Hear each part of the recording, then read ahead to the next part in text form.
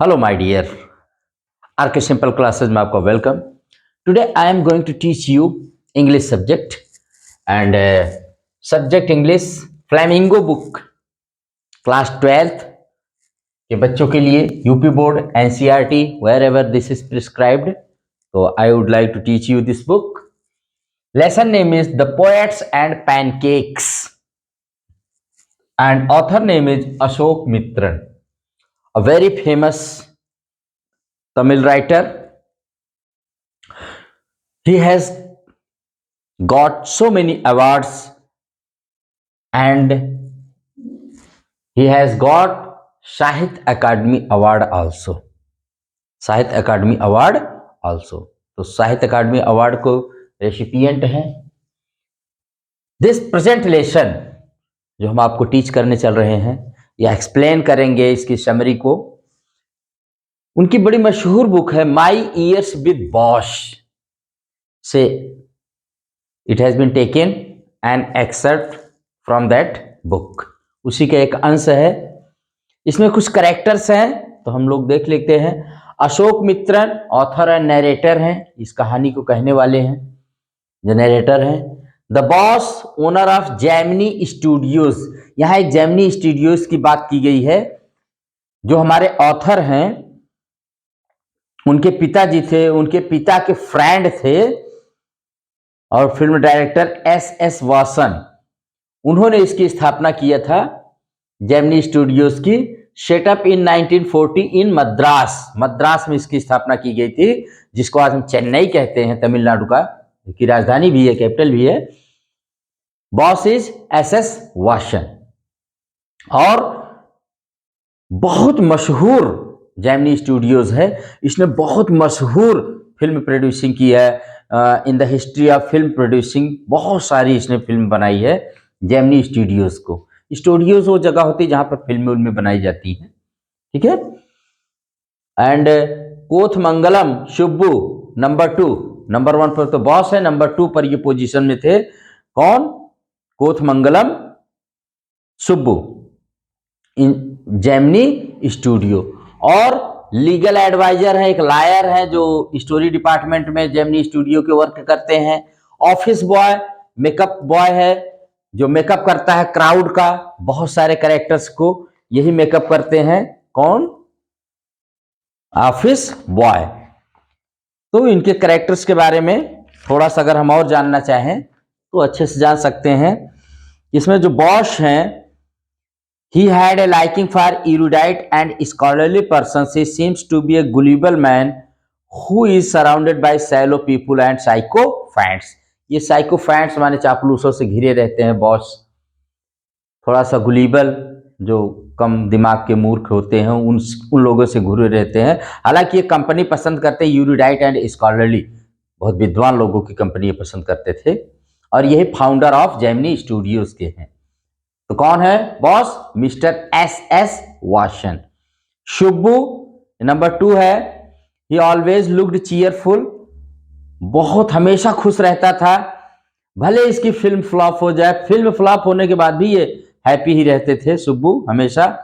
He was an amazing actor, poet and novelist. He was always seen with boss, ये हमेशा boss के ही साथ रहते थे और नंबर 2 पोजीशन होल्ड करते थे जेमिनी स्टूडियो में। Legal adviser, he was a lawyer working in the story department of Gemini Studios. और इन्होंने ना जानबूझ करके माने अनइंटेंशनली इन्होंने एक बडिंग एक्ट्रेस का करियर बर्बाद कर दिया, क्योंकि इन्होंने उसकी आउटबर्स्ट जब गुस्से में होती है तो उसके रिकॉर्ड कर लेते हैं उसकी बातों को, और जिसको प्रोड्यूसर सुन लेता है और फिर वो उसकी करियर समाप्त हो जाता है।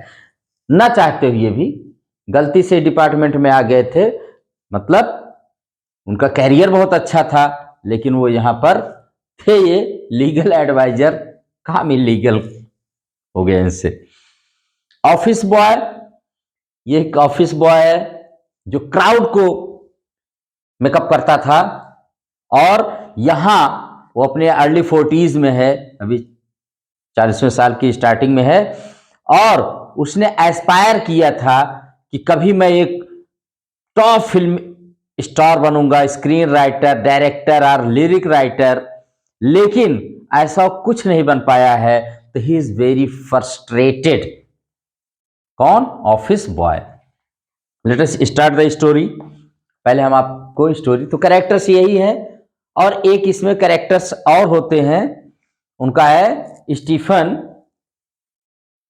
कौन है भाई? स्टीफन स्पेंडर, एक इंग्लिश पोएट एंड इसेस्ट हैं। He visited the Gemini studios. He road the themes of on the themes of social injustice and class struggle पर लिखे थे। बाद में राइटर इनकी एक बुक खरीदता है, उसमें इनको पाता है ये बहुत ग्रेट राइटर होते हैं। कौन? Stephen Spender. देखते हैं इसकी समरी को, ट्राई करते हैं बताने को। The makeup department of Gemini studios. तो कहते हैं मेकअप स्टाफ जो हमारा है, मेकअप डिपार्टमेंट जो जेमिनी स्टूडियोज का था, वो कहते हैं कभी मद्रास में है, और वो जहां पर बना हुआ है कभी रॉबर्ट क्लाइव का स्टेबल, माने घुड़सवारी, जहां घोड़े उड़े रखते थे रॉबर्ट क्लाइव, वहां पर है। उसी में बताया जाता है, उसी बिल्डिंग में है वो। और वहां पर जो पैनकेक है, पैनकेक जो नाम है यहाँ पर एक प्रकार का ब्रांड है। पैनकेक क्या है? एक ब्रांड है, मेकअप ब्रांड है, material with the brand name, makeup material with the brand name pancake, और जिसका ट्रक ट्रक आते थे, बहुत यूज होता था सारे एक्टर और एक्ट्रेसेस को, इसको उनको, अब यहां तो लिखा है अगली करने में, उनके चेहरे को बिगाड़ने में। हालांकि वो ये जरूरी भी था, राइटर कहता है जरूरी भी था स्क्रीन पर आते समय, लेकिन उनके चेहरे को बेकार सा कर देता था। ये पैनकेक का है। और रॉबर्ट क्लाइव के बारे में भी बताते हैं कि रॉबर्ट क्लाइव, जिसने बहुत सारी लड़ाइयां लड़ी, और मद्रास में जगह बदल बदल के रहता था, वहां उसने शादी वादी भी किया रॉबर्ट क्लाइव ने यहीं पर। और फिर मेकअप रूम का ये डिस्क्रिप्शन करते हैं कि कैसे ये एक्टर्स, कितनी सारी लाइट्स वहां, कितनी गर्मी और हीट, कितने लेयर्स ऑफ मेकअप को ये इनके चेहरे पर वो लगाया, पेंट किया जाता है, मेकअप की जाती है। मतलब एक बहुत ज्यादा वहां पर एक विविड डिस्क्रिप्शन देने की कोशिश कर रहे हैं। बड़ा एक तरह से तकलीफ दे होता है, लेकिन फिर भी वो किया जाता है, और वहां पर लोग करवाते हैं, क्योंकि डेजलिंग लाइट्स, हीट, ये सब होता है। The makeup department and national integration. ये कह रहे हैं जो मेकअप डिपार्टमेंट था, जो कहते हैं रॉबर्ट क्लाइव के स्टेबल में बना हुआ था उस बिल्डिंग में, कह रहे हैं वहां पर आप पूरे भारत को देख सकते थे, क्योंकि वहां पर हर प्रांत से कोई ना कोई था। द मेकअप, जैसे कह रहे हैं कि it was the makeup department was a symbol of national integration. Initially, it was headed by a Bengali. He was succeeded by a Maharashtrian, who was assisted by a Dharwar Kannadic. कन्नाडी के द्वारा कन्नड़ के लोग, महाराष्ट्र के लोग, बंगाल के लोग, मतलब पूरी India, you can look there, you can find there, you can see there. फिर वो कभी कभार कहते थे कि the different people belonging to different states occupied the position. The author jokingly tests the readers about the skills of these makeup men. With quite a lot of pancake and other potions and lotions, they could mar the beauty of any person. कह रहे इतना potions and lotion, इतना ज्यादा makeup से कि पूरा का पूरा उनका चेहरा एकदम ब्यूटी को बेकार ही कर देते। लेकिन लास्ट में कह रहे हैं कि it was necessary for the presentable on the screen, screen के लिए जरूरी भी होता था। ए strict hierarchy in the makeup department. Makeup department कह रहे एकदम क्रम से होता था। वहां जो चीफ मेकअप मैन होता था, वो लीड रोल वालों का ही मेकअप करता था। सीनियर असिस्टेंट जो होता था, वो सेकंड हीरो एंड हीरोइन का मेकअप करता था। जूनियर असिस्टेंट जो होता था, वो मेन कॉमेडियन का माने मेकअप करता था। और जो प्लेयर्स होते थे, जो बहुत सारे कैरेक्टर्स होते थे, उनको जो क्राउड होती थी, उनकी मेकअप करने की रिस्पॉन्सिबिलिटी किसकी होती? ऑफिस बॉय की होती थी, office boy of the department. तो मेकअप डिपार्टमेंट में पूरा एक क्रम था, हायरार्की थी एकदम क्रम से। द ऑफिस बॉय को मैंने बताया कि ऑफिस बॉय जो था, ही was a man in his early 40s. He joined the studios years back and aspired to be a top film star, top screenwriter, director और lyric writer. Yes, he also wrote poetry भी लिखता था office boy. उसकी इच्छा, कभी तमन्ना थी, hero बनने की, डायरेक्टर बनने की, लिरिक राइटर बनने की, स्क्रीन राइटर या राइटर बनने की, मगर वो कुछ नहीं बन पाता है। हाँ, पोएट्री लिखता है। ठीक है। The narrator's work in the studio. जो नरेटर है अशोक मित्रण का क्या वर्क है, ये क्या करते हैं भाई, इनका काम है वो एक क्यूबिकल में वो काम करते हैं, एक छोटा सा रूम में, और to cut newspaper clippings and store them in files. Newspaper की क्लिपिंग काटना, उसके छोटे छोटे टुकड़ों में काट करके उसको फाइल में लगाना। और हर कोई समझता था कि सबसे इनसिग्निफिकेंट अनइम्पॉर्टेंट वर्क यही व्यक्ति करता है, इसका कोई मतलब ही नहीं है। और इसीलिए हर इंप्लॉय इनको लेक्चर देने चला आता था। ऑफिस बॉय तो इनका एकदम से डे एंड नाइट जब भी मौका पाता था अपना फ्रस्ट्रेशन, अपना इरिटेशन इन्हीं को बताने के लिए कि क्यों वो फेल हो गया, कैसे उसको फेल्योर हो गया, क्या बनने आया था वो, क्या बन गया। वो समझता था इनका कोई काम तो है नहीं, चलो इन्हीं को बताते हैं सब चीज। और राइटर जो हमारा नरेटर हमेशा ये एस्पायर करता था, हमेशा ये डिजायर करता था, काश बहुत सारे कैरेक्टर्स का फिल्म में अगर काम हो जाए तो मजा आ जाए, क्योंकि बहुत सारे लोग आएंगे तो ये ऑफिस बॉय जाकर के बड़े से एक जायंट वेसल में, कोई जैसे होता ना बाल्टी वाल्टी में कुछ बना के बड़े से सबको चपोड़ना रहता, सबको पेंट करना पड़ता था। तो उस दिन ये बड़ा काम, अगर कोई क्राउड नहीं है, बहुत सारे प्लेयर्स नहीं है, तो फ्री रहता, फ्री होने के बाद इन्हीं के आके दिमाग खाता था पूरा, इन्हीं का अशोक मित्र के। फिर है कोट मंगलम सुब्बू। ये कहता है, जो ऑफिस बॉय है कह रहा है कि मेरी परेशानी का सबसे बड़ा कारण कौन है। The narrator mentions that the office boy felt that the source of his problems was a man named Kotamangalam Subbu, कि मेरी प्रॉब्लम का सारा सोर्स ये कोटमंगलम सुब्बू है, और he was number 2 at Gemini Studios. और according to the office boy, Subbu को कुछ भी नहीं आता है, ना वेल एजुकेटेड है, ना उसके अंदर कोई टैलेंट है, बस his only virtue was being a ब्राह्मण। उसका एक ही गुण है कि वो ब्राह्मण है। Due to which he got opportunities readily, he was always cheerful, जिसकी वजह से उसको सारी सुविधाएं मिलती हैं। और वो कहता है ही वाज ऑलवेज चीयरफुल, वो हमेशा खुश रहता है। Even a flop film couldn't take away his cheerfulness, इतना खुश रहता है कि फिल्म भी फ्लॉप हो जाए तब भी वो मुस्कुराता हमेशा प्रसन्नचित ही रहता है। ठीक है। और सुब्बू बहुत ही अच्छा था। Subbu could offer countless solutions to the problems of the producer of a film. The narrator comments that film making was quite simple with a man like Subbu abound. अगर सुब्बू जैसे लोग हों तो फिल्म मेकिंग बहुत ही सिंपल काम है, बड़ा साधारण सा काम होता है। सुब्बू एक पोएट भी था, और वो पोएट और पोएट्री, वह एक्टिंग भी करता था, वो स्टोरी पोएम भी करता था। तो ये सारे गुण सुब्बू के अंदर थे। सुब्बू एक्टर भी था, लेकिन जिस रोल को भी करता था वो मेन रोल, लीड रोल जो करता था उससे भी अच्छी वो एक्टिंग कर देता था। He was really close and intimate with boss and so had many enemies. लेकिन वो हमेशा बॉस के साथ रहता था, यानी एसएस बॉसन के साथ, जिसकी वजह से उसके कई दुश्मन भी थे। Understand my dear. तो उसके बाद है the lawyer in the story department. अब मेकअप डिपार्टमेंट के बाद सुब्बू, ऑफिस बॉय, इन सब के बाद राइटर या नरेटर हमारा बताता है कि एक लायर था story department of Gemini Studio में। जेमिनी स्टूडियो में जो स्टोरी डिपार्टमेंट था वहां एक लायर था।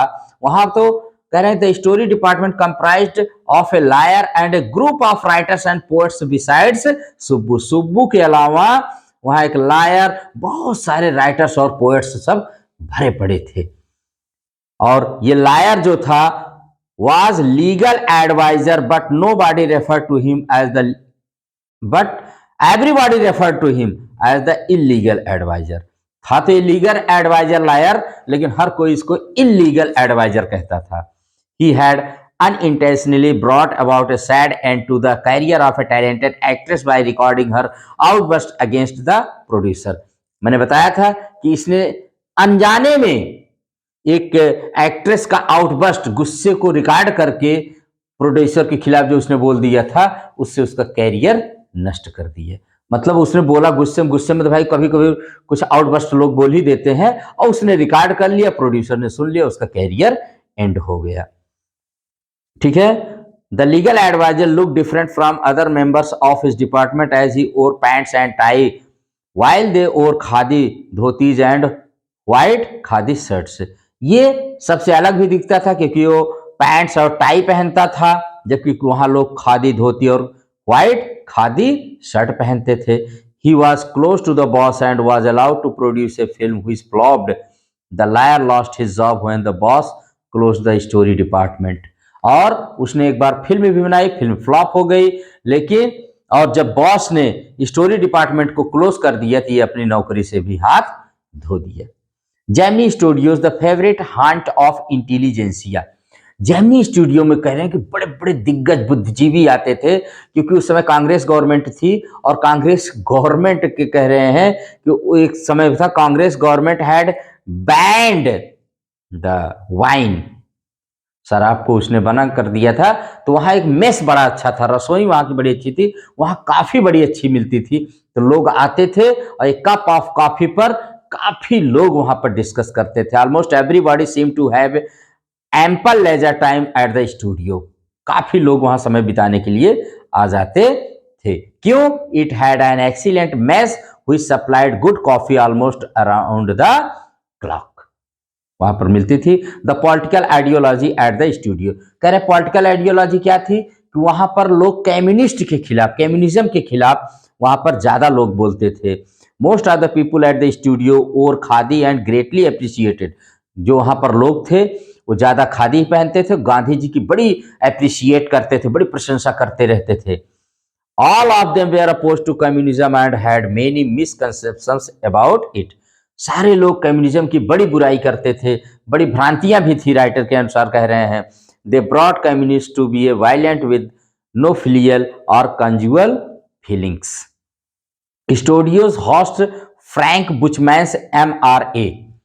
कह रहे हैं कि स्टूडियो में एक बार जो MRA मोरल रीआर्मामेंट आर्मी, ये जेमिनी स्टूडियो में इस प्ले को यहां पर क्या किया गया, होस्ट किया जेमिनी स्टूडियोज ने। फ्रैंक बुचमैन्स ये moral rearmament army are the MRA, जिसने मद्रास में 1952 में विजिट किया था यहां पर। और इसमें करीब करीब कह रहे हैं 200 लोग थे और बहुत ज्यादा इसका नाम हुआ। इसमें द MRA प्रेजेंटेड 2 प्लेज, यहां पर 2 प्लेज उसने प्ले किया था। एक का नाम था जोथम वैली और दूसरे का नाम था, second name the forgotten factor. और Gemini family comprising of 600 members saw the plays repeatedly even though the masses of the play were simple. The Tamil and Madras drama community were really impressed by them. The sunrise and the sunset scenes of the Jotham Valley were reproduced in almost all Tamil plays in a similar fashion as that play. कह रहे इसमें जो Jotham valley का sunset और sunrise वाला scene था, हर Tamil film में इसको रिपीट किया गया। क्यों? क्योंकि बहुत ही बेहतरीन वो सीन था। हालांकि प्ले ठीक ही थे, लेकिन उसका सनसेट एंड सनराइज का सीन बहुत बार रिपीट किया गया, उससे लोग बहुत इंप्रेस हुए थे। It was later that realised that the MRA was a kind of counter movement to communism. बाद में राइटर ने महसूस किया कि ये कम्युनिज्म के विरोध में आया था, उसका एक तरह से विरोध में था। फिर एक विजिटर वहां पर आते हैं, another visitor at Gemini Studios, जो लिंग्विस्टिक प्रॉब्लम की वजह से उतने सफल वहां पर नहीं हो पाते हैं, क्योंकि उनको लिंग्विस्टिक प्रॉब्लम आती है। A short story contest organised by the Encounter, वहां पर एक शॉर्ट कंटेस्ट ऑर्गेनाइज किया जाता है एनकाउंटर के द्वारा। और जब राइटर को पता चलता है कि ये कौन है, स्टीफन स्पेंडर, जो मैंने अभी बताया था, तो लास्ट में यहां कह रहा है some years after leaving his job at Gemini Studios the narrator brought a low priced copy of a book the God that failed. The God that failed the God that failed एक कम कीमत की किताब थी। जब writer ने छोड़ दिया जेमिनी स्टूडियोज को, बाद में उसको नहीं वो एडजस्ट कर पाया या वहां की वजह से, तो कह रहा है उसने एक किताब खरीदी द गॉड दैट फेल्ड, जो रूसी क्रांति की 50वीं 50th एनिवर्सरी पर, रूसी क्रांति की 50वीं वर्षगांठ पर प्रकाशित की गई थी। तो उसमें देखा कि यहाँ पर 6 एसेज उस बुक में थे और जो डिफरेंट राइटर्स के द्वारा लिखे गए थे। Stephen Spender was one of the contributors. The narrator instantly record Stephen Spender's visit to the Gemini Studios, thus the mystery was finally solved. और जैसे ही राइटर ने देखा कि अरे स्टीफन स्पेंडर ये तो हमारे जेमिनी स्टूडियोज में आए थे, इनके साथ लिंग्विस्टिक प्रॉब्लम हो गई थी जिसकी वजह से थी ये वहां पर तो नहीं कुछ ज्यादा कर पाए थे, लेकिन उन्होंने उस किताब में द गॉड दैट फेल्ड में उनका ऐसे था, उसका कंट्रीब्यूशन था, और कह रहे हैं जो मेरे अंदर एक मिस्ट्री थी, एक रहस्य था, वो सब दूर हो गया, रिमूव्ड हो गया। और इस तरह से ये लेसन यहीं पर माय डियर एंड हो जाता है। तो यहाँ पर पोएट एक फिल्म इंडस्ट्री की हिस्ट्री बताते हैं, जेमिनी स्टूडियोज की हिस्ट्री बताते हैं, कैसे वहाँ पर कैरेक्टर्स थे, कैसे वहाँ का रहन सहन था, हाउ वाज। तो कहने का मतलब एक तरह से यहाँ पर है माय डियर स्टूडेंट्स, हाँ यस माय डियर, तो यहाँ पर it has interesting descriptions of personalities in A film company in the early days of Indian cinema. Early days में जब वैजयंती माला ये सब कहते हैं कि उस जमाने की इंडियन फिल्म इंडस्ट्रीज के बारे में ये बताते हैं। He vividly brings out some of the eccentricities and weaknesses of the characters in a delightful manner. The present chapter is an excerpt from his book My Years with Boss. उसी की कहानी बताते हैं कि My Years with Boss से ली गई है, और कैसे फिल्म इंडस्ट्री की कहानी को ये यहाँ पर बयां करते हैं, कैसे डिस्क्राइब करते हैं। हाँ, this way we can say this studio was one of the most influential film producing organisations of India. तो यहाँ पर कितने डिलाइटफुल वे में, कितने इंटरेस्टिंग वे में सारे कैरेक्टर्स से नरेटर हमारा परिचय करवाता है और कितने अच्छे से डिस्क्राइब करता है। तो इस तरह से ये लेसन यहीं पर एंड होता है। आप इसको अगेन एंड अगेन रीड करिए और ट्राई टू अंडरस्टैंड क्या उसके मैसेज दिया है, कि कहीं पर अगर आप रहते हैं तो वहाँ के आप कैसे हर चीज़ को डिस्क्राइब करें, कैसे अपने क्रिएटिविटी को इंक्रीज करें, ये सब हम यहाँ पर सीख सकते हैं। और फिल्म इंडस्ट्री के बारे में अंदर की बात उन्होंने बताया, किस तरह से मेकअप, स्टोरी, तमाम डिपार्टमेंट होते हैं और ये सब कैसे यहाँ पर वर्क करता है। तो आप इसको रीड करिए और समझिए इसको। इसी के साथ मैं इस वीडियो को यहीं पर क्लोज करता हूँ। आई होप कि आप इसको एंजॉय करेंगे and you would like to subscribe my channel. Thank you very much.